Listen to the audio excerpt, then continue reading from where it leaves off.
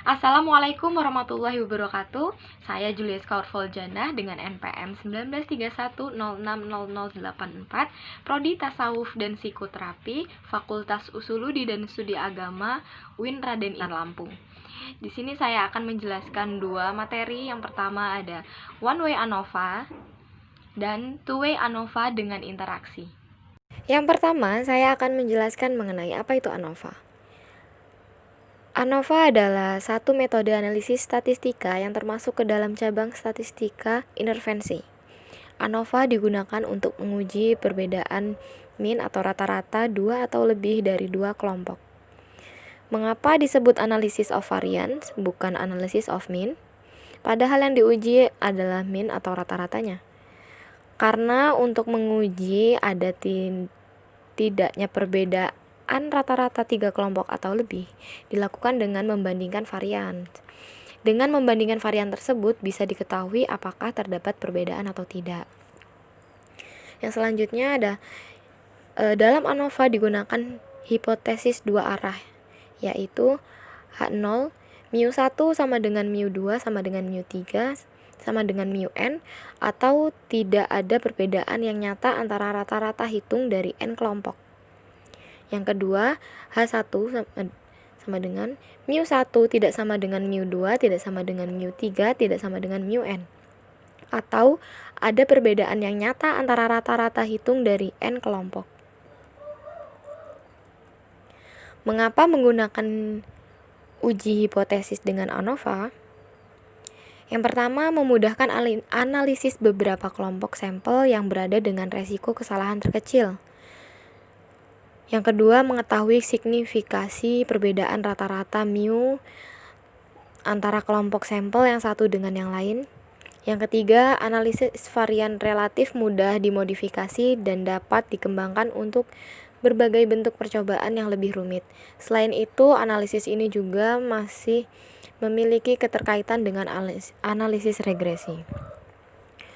Asumsi yang harus dipenuhi dalam ANOVA yaitu yang pertama, data berdistribusi normal, yang kedua, varians atau RAFAM-nya homogen,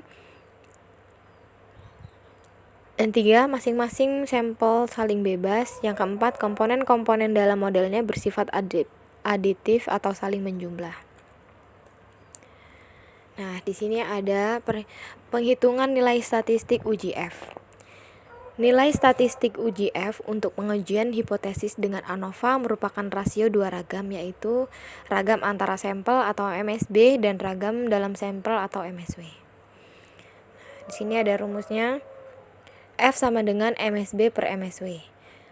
MSB sama dengan SSB per K-1, sedangkan MSW sama dengan SSW per N-K, di mana SSB sama dengan T1 kuadrat per N1 ditambah T2 kuadrat per N2 ditambah T3 kuadrat per N3 dan seterusnya, dikurang dengan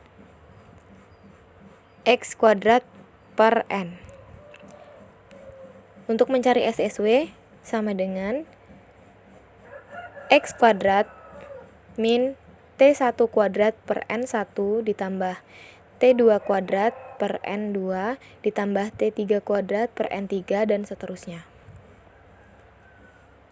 Di sini terdapat tabel ANOVA yang bisa kalian lihat. Langsung saja menuju contoh soal one way ANOVA. Sebuah penelitian untuk menguji efektivitas berbagai jenis makanan terhadap peningkatan berat badan balita. Di sini sudah didapati 4 jenis makanan. Yang pertama ada makanan A, makanan B, makanan C, dan makanan D. Untuk penyelesaiannya, yang pertama, menentukan hipotesis penelitian. H0 tidak terdapat perbedaan antara berbagai jenis makanan terhadap peningkatan berat badan balita, dan HA terdapat perbedaan antara berbagai jenis makanan terhadap peningkatan berat badan balita. Yang kedua, menentukan taraf signifikansi. Taraf signifikansi lebih kecil, maka penelitian semakin teliti. Dalam penelitian bisa digunakan taraf signifikansi 0,05. Yang selanjutnya melakukan perhitungan F hitung. Di sini di dalam makanan A terdapat 4 data, makanan B 4 data, makanan C 4 data, dan makanan D 4 data. Di mana jumlah frekuensi dari makanan A yaitu 6,3, jumlah frekuensi dari makanan B yaitu 5,5, jumlah frekuensi dari makanan C yaitu 4,9, dan jumlah frekuensi dari makanan D yaitu 4,8. Dan banyaknya frekuensi makanan A yaitu 4, makanan B itu 4 juga, dan makanan C 4, dan makanan D juga 4. Nah, banyaknya frekuensi ini bisa beda-beda ya. Total jumlah frekuensi dari keempat makanan itu adalah 16. Untuk menghitung jumlah kuadrat, yang pertama menghitung JKT-nya atau jumlah kuadrat total. Jadi dari seluruh data dari makanan A sampai makanan D itu dikuadratkan. Dari mulai 1,5 kuadrat ditambah 1,2 kuadrat ditambah 1,9 kuadrat sampai data terakhir yaitu 1,2 kuadrat. Dikurangi dengan 21,5 kuadrat per 16. Didapati hasil JKT-nya yaitu 1,36. Yang selanjutnya menghitung jumlah kuadrat perlakuan.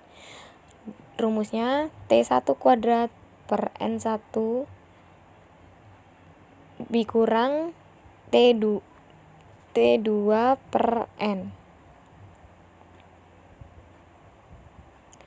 Menghitung JKP-nya yaitu dari data 6,3 kuadrat yaitu T1-nya per N1-nya yaitu 4 ditambah T2 yaitu 5,5 kuadrat per 4 ditambah 4,9 kuadrat yaitu T3 per 4 ditambah 4,8 kuadrat itu T4 per 4 dikurangi dengan 21,5 kuadrat per 16. Didapati JKP-nya yaitu 0,3575. Yang selanjutnya JKD. Untuk mencari JKD itu JKT dikurang JKP. Nah, JKT-nya tadi kan yang pertama itu hasilnya 1,36 dikurangi dengan JKP yang hasilnya 0,3575 sama dengan 1,0025.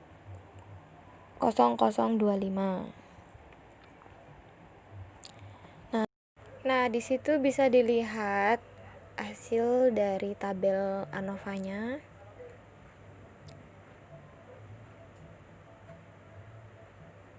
Jumlah kuadrat atau JK yang pertama itu perlakuan atau antara 0,3575.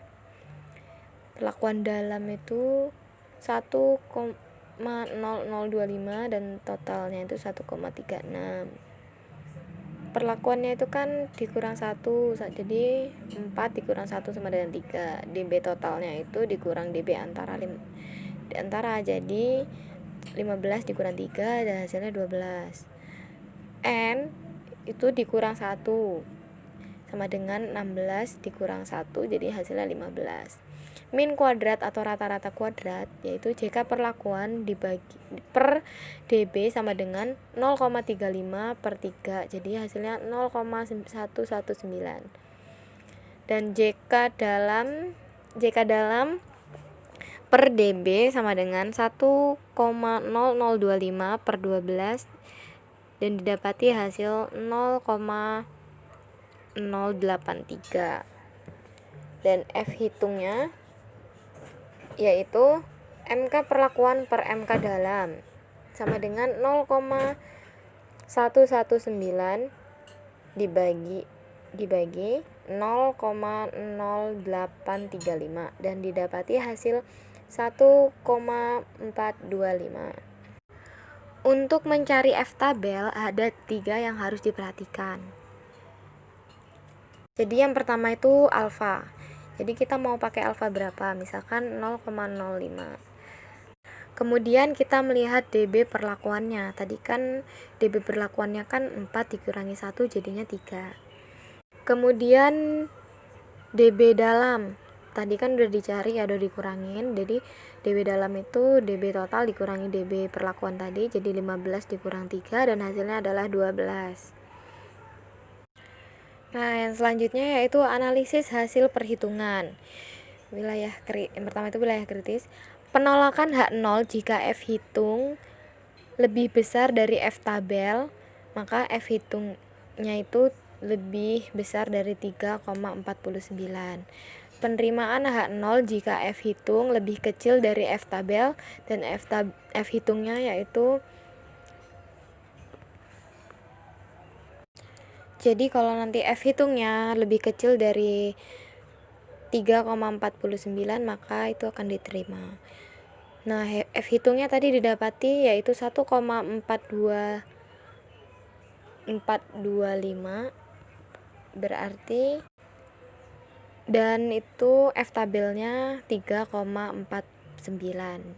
Kesimpulannya, karena F hitung ada di daerah penerimaan F hitung lebih kecil dari F tabel, maka H0 diterima dan HA ditolak. Sehingga disimpulkan bahwa tidak terdapat perbedaan yang signifikan antara makanan A, B, dan C terhadap peningkatan berat badan balita. Baiklah, yang kedua yaitu saya akan menjelaskan dan memberikan contoh soal mengenai two-way ANOVA dengan interaksi. Two-way ANOVA yaitu menganalisa dua faktor atau variabel baik tanpa interaksi maupun dengan interaksi. Nah, di sini saya akan menjelaskan yang mengenai dengan interaksi. 3 hipotesis 0 yaitu atau H0 yang berbeda dapat diuji dengan ANOVA dua arah dengan interaksi, yaitu tidak ada efek baris, tidak ada efek kolom, tidak ada efek interaksi dua faktor baris dan kolom. Langsung saja ke contoh soal, yaitu berikut adalah sekolah lanjutan yang terdiri dari 3 universitas ternama, yaitu UNPAD, UNSRI, dan UGM, terhadap keempat fakultas dari masing-masing universitas. Observasi yang dilakukan oleh Departemen Kementerian Pendidikan menghasilkan data sebagai berikut. Nah, di sini sudah ada data tabelnya, dan saya nanti akan memberikan tabel pembantu yang sudah saya buat. Nah, ini dia tabel pembantunya. Kolom total di sebelah kanan diperoleh dari penjumlahan data dari setiap baris, yaitu 60 ditambah 58 ditambah 59 ditambah 62 ditambah 70 ditambah 63 ditambah 55 ditambah 61 dan didapati hasil 488. Begitu pula pada baris yang berikutnya. 75 ditambah 71 ditambah 61 ditambah 54 ditambah 68 ditambah 73 ditambah 70 ditambah 69 dan didapati hasil 54. Dan pada baris ketiga yaitu 57 ditambah 41 ditambah 58 ditambah 61 ditambah 53 ditambah 59 ditambah 62 ditambah 53 didapati hasil 444. Dan pada baris total di bawah penjumlahan data di setiap kolom. Jadi pada fakultas kedokteran itu dijumlahkan semua, 60 ditambah 58 ditambah 75 ditambah 71 ditambah 57 ditambah 41 dan didapati hasil 362. Begitu juga pada kolom FKIP, Fakultas Teknik dan Fakultas Hukum. Dan 1473 itu adalah total dari penjumlahan setiap baris. 488 ditambah 541 ditambah 444 dan hasilnya 1473. Selanjutnya, yang pertama itu menghitung hipotesis. Hipotesis yang pertama, H0 alfa 1 sama dengan alfa 2 sama dengan alfa 3 sama dengan 0, HI sekurang-kurangnya 1, alfa I tidak sama dengan 0, dan yang kedua itu H0 beta 1 sama dengan beta 2 sama dengan beta 3 sama dengan beta 4 sama dengan 0, HI sekurang-kurangnya 1, beta I tidak sama dengan 0. Dan yang ketiga itu H0 alfa beta 11 sama dengan alfa beta 12 sama dengan alfa beta 13 sama dengan alfa beta 34 sama dengan 0. HI-nya sekurang-kurangnya 1, alfa beta IJ tidak sama dengan 0. Dan yang kedua itu menghitung taraf nyata alfa dan F tabel, di mana alfa sama dengan 1%, yaitu 0,01. Yang A itu untuk baris V1 sama dengan 2 dan V2 sama dengan 3 kali 4 dikali 1 sama dengan 12, sehingga F0,01 12 sama dengan 6,93 hasil dari tabel. Jadi 2 itu adalah kolom dan 12 itu baris pada F tabel. H0 diterima apabila F0 kurang dari 6,93 dan H0 ditolak apabila F0-nya lebih dari 6,93. Yang B untuk kolom V1 sama dengan 3 dan V2 sama dengan 3 kali 4 kali 1 sama dengan 12, sehingga F0,01 312 sama dengan 5,95. H0 diterima apabila F0 kurang dari 5,95 dan H0 ditolak apabila F0 lebih dari 5,95. Untuk interaksi V1 sama dengan 6 dan V2 sama dengan 3 kali 4 kali 1 sama dengan 12, sehingga F0,01 612 itu 4,82. H0 diterima apabila F0 kurang dari 4,82 dan H0 akan ditolak apabila F-nya itu lebih dari F0 lebih dari 4,82. Yang ketiga, menghitung F hitung atau perhitungan, yaitu JKT sama dengan XIJK kuadrat dikurang T kuadrat per B dikali K dikali N, dimana XIJK kuadrat yaitu data seluruh tabel yang dikuadratkan dan T kuadrat yaitu tabel dari jumlah data yang ditotalkan, dan B itu baris, K itu kolom, dan N itu pengulangan, sehingga didapati yaitu 60 kuadrat ditambah 58 kuadrat ditambah 59 kuadrat ditambah 62 kuadrat dan ditambahkan sampai data terakhir yaitu 53 kuadrat dikurangi dengan 1473 kuadrat per 3 dikali 4 dikali 2, dan hasilnya yaitu 1373,625. Yang selanjutnya mencari JKB atau jumlah kuadrat baris. Rumusnya yaitu TI kuadrat per K dikali N dikurang T kuadrat per B dikali K dikali N. 488 kuadrat ditambah 541 kuadrat ditambah 444 kuadrat per 4 dikali 2 dikurang 1473 kuadrat per 3 dikali 4 dikali 2, dan didapati hasil yaitu 90.995,1,25 dikurang 9405,375, yaitu hasilnya 589,75. Yang selanjutnya mencari JKK atau jumlah kuadrat kolom. Rumusnya TI kuadrat per B dikali N dikurang T kuadrat per B dikali K dikali N, dimana 362 kuadrat ditambah 355 kuadrat ditambah 386 kuadrat ditambah 370 kuadrat ditambah 1473 kuadrat per 3 dikali 4 dikali 2.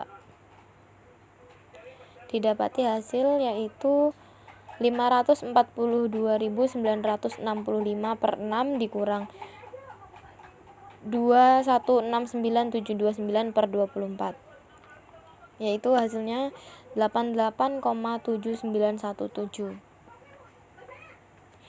Selanjutnya mencari JKBK, yaitu jumlah kuadrat baris interaksi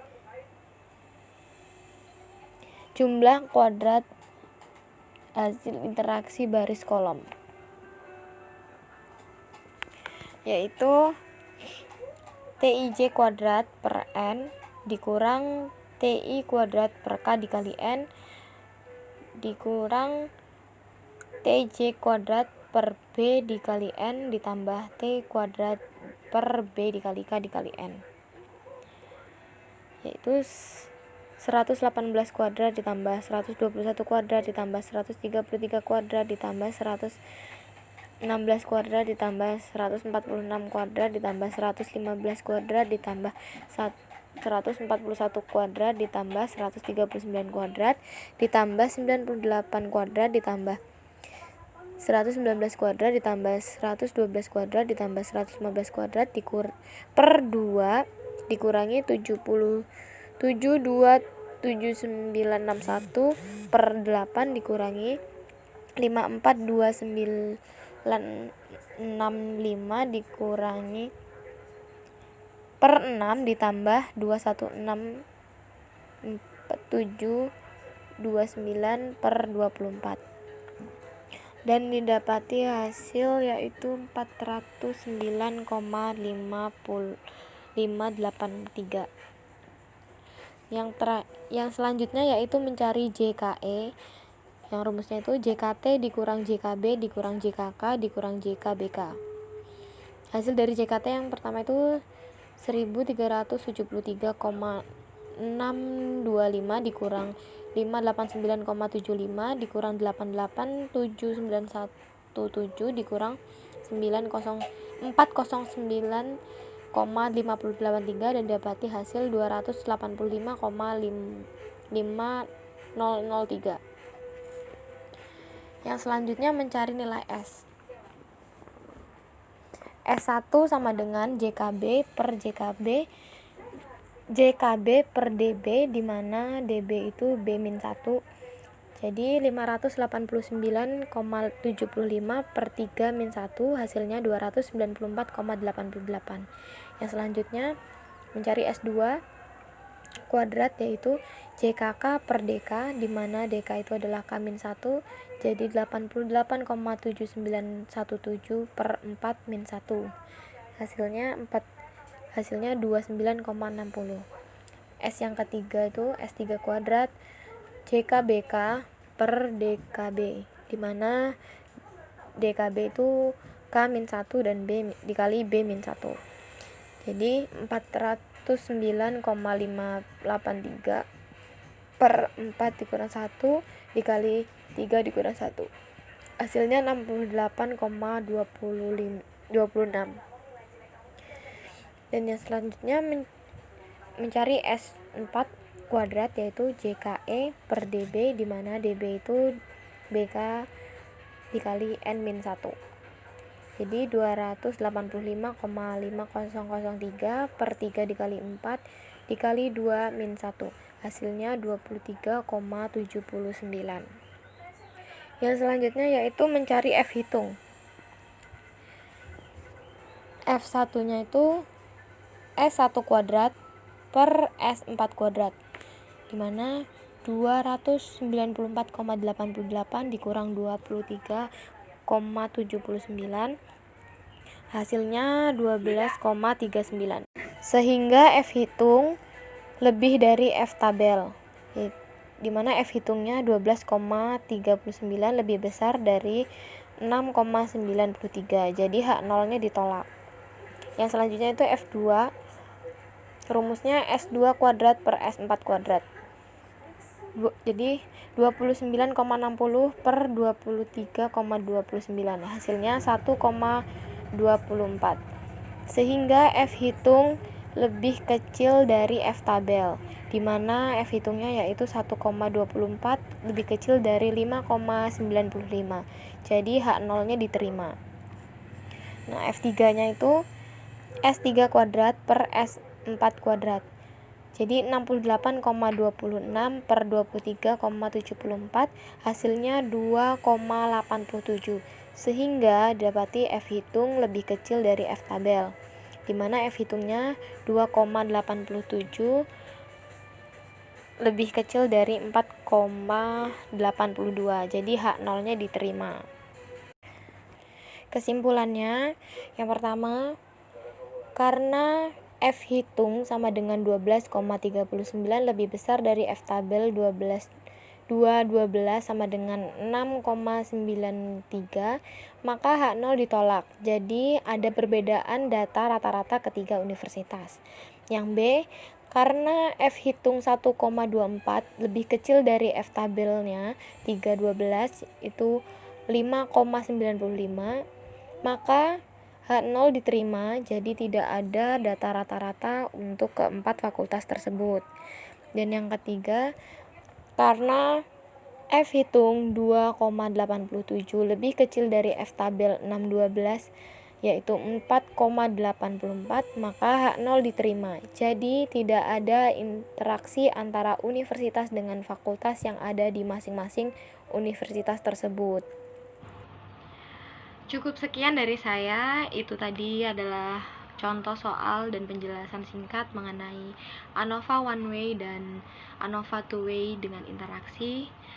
Kurang lebihnya saya mohon maaf, kepada Allah mohon ampun. Wabillahi taufiq wal hidayah. Wassalamualaikum warahmatullahi wabarakatuh. Terima kasih.